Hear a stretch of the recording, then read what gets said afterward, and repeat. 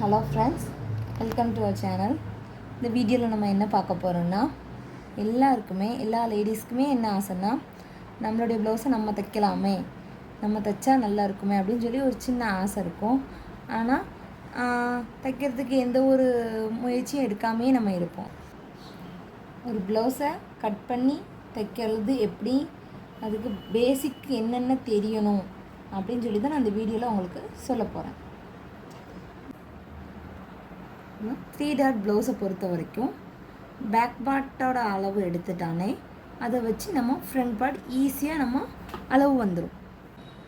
ப்ளவுஸோட உயரம் மேலேருந்து கீழே வரைக்கும், மார்பு சுற்றளவு இங்கேருந்து இது வரைக்கும், வேஸ்ட் ரவுண்டு கீழே உள்ள இதான் இந்த அளவு தான் வேஸ்ட் ரவுண்ட்.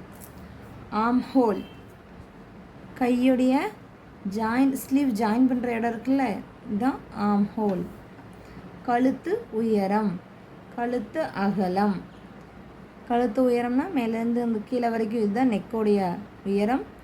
இங்கேருந்து இங்கே இருக்கு இதுதான் நெக்கோடைய டெப்த் அகலம். Shoulder right shoulder left shoulder.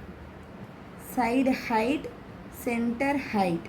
Side ஹைட்னா ஆர்ம் ஹோல்லேருந்து பேஸ்டோடைய ரவுண்ட் இருக்குல்ல அது வரைக்கும் எடுக்கிறது தான் சைடு ஹைட். சென்டர் ஹைட் நெக்லேருந்து வேஸ்டோடைய ரவுண்ட் வரைக்கும் எடுக்கிறது தான் சென்டர் ஹைட். ஸ்லீவை பொறுத்த வரைக்கும் ஸ்லீவோடைய நீளம், சுற்றளவு, கையோட ரவுண்டு, இந்த 3 அளவு தெரிஞ்சால் ஸ்லீவ் ஃபினிஷ் ஆகிடும். இப்போ நான் சொன்ன இந்த அளவுகள்லாம் எடுத்தாலே ஒரு ப்ளவுஸை நம்ம ஈஸியாக கட் பண்ணிடலாம். அளவுகளை ஃபுல்லாக இந்த வீடியோவில் நம்ம பார்த்துட்டோம். அளவு ப்ளவுஸை வச்சு அதில் எப்படி அளவு எடுக்கிறதுங்கிறத உங்களுக்கு நான் சொல்லித்தருவேன். பிடிச்சிருந்தா லைக் பண்ணுங்கள் ஃப்ரெண்ட்ஸ். இதனோட கண்டினியூஷன் வேணும் அப்படின்னு சொன்னீங்கன்னா கமெண்ட் பண்ணுங்கள் ஃப்ரெண்ட்ஸ்.